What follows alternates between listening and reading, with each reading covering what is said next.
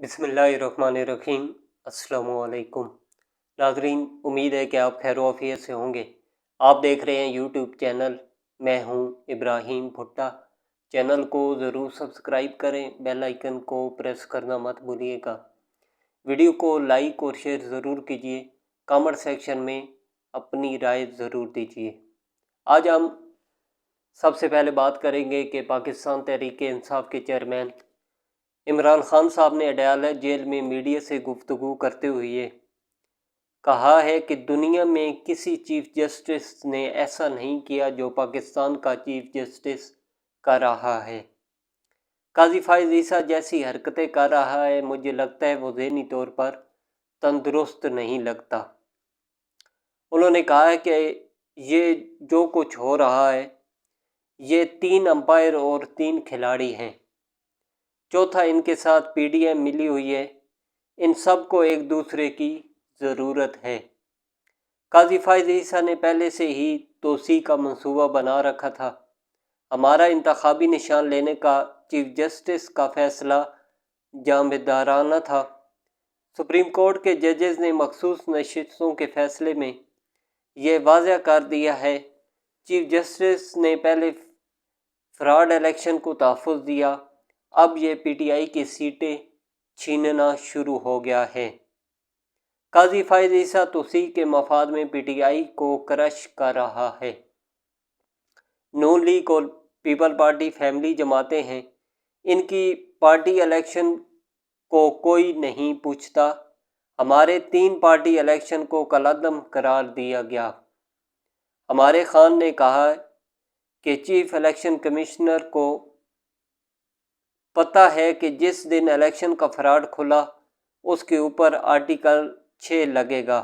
Chief election commissioner और chief justice एक दूसरे के साथ जुड़े हुए हैं, दोनों का मफाद तोसी में है।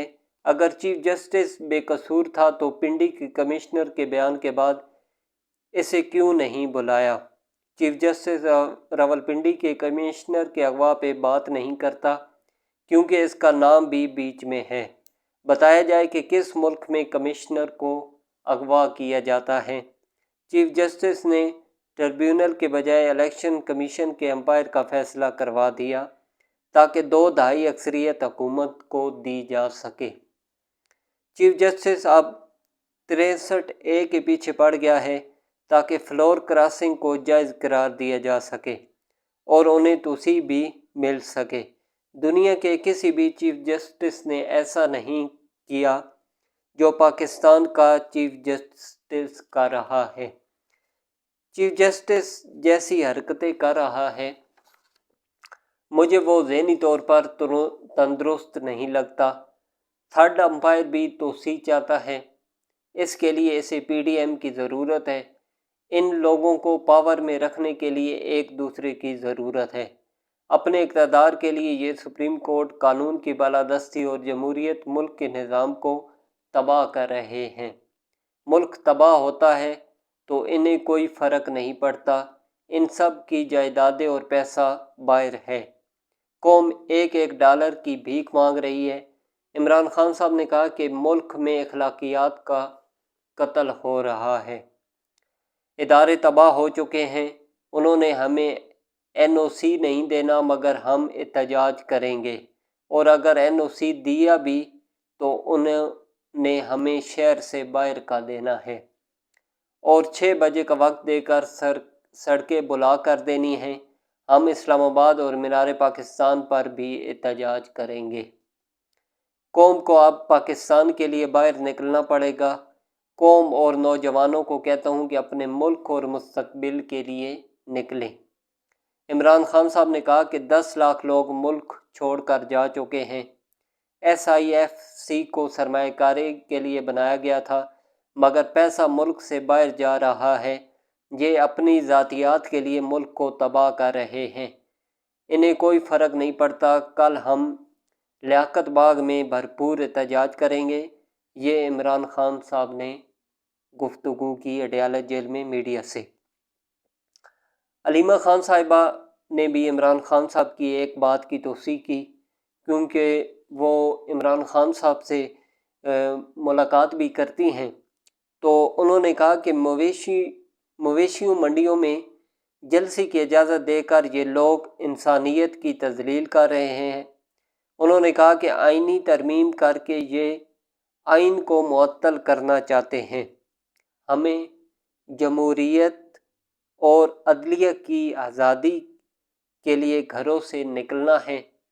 جلسہ کرتے ہیں، یہ بتیاں بند کر دیتے ہیں، راستے بند کر دیتے ہیں۔ یہ ہر جلسے کی اجازت کسی نہ کسی مویشی منڈی میں دیتے ہیں۔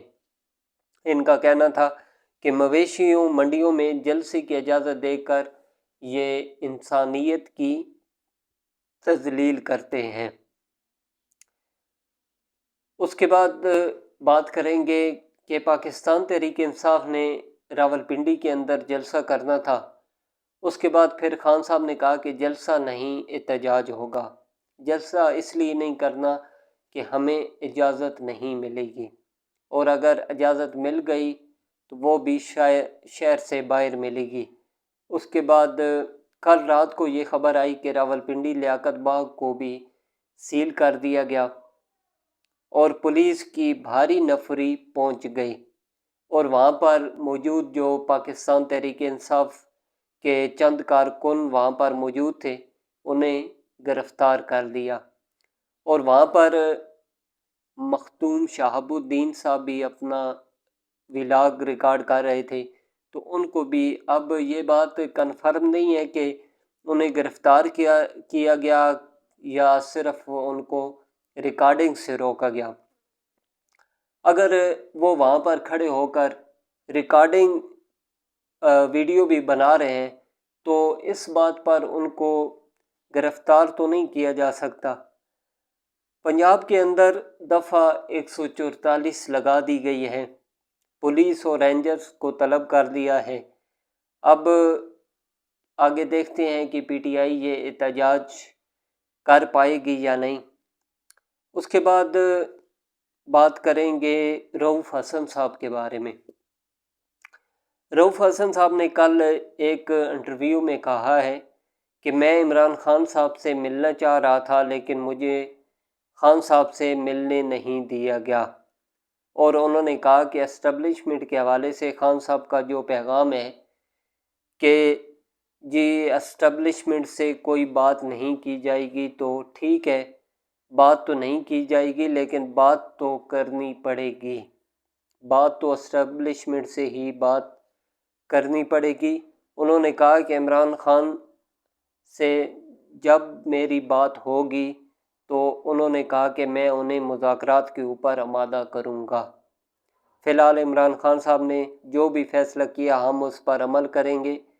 اسمبلی سے مستعفی ہونے سے کسی عمل پر غور نہیں ہو رہا، ہم ہر حال میں آئینی ترمیم کو روکیں گے۔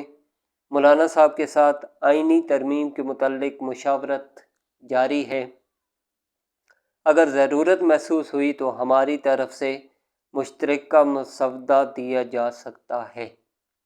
یہ تھی جناب رؤوف حسن صاحب کے جو انہوں نے کل انٹرویو دیا۔ اب آپ سے اگلی ویڈیو میں دوبارہ ملاقات ہوگی۔ اللہ حافظ۔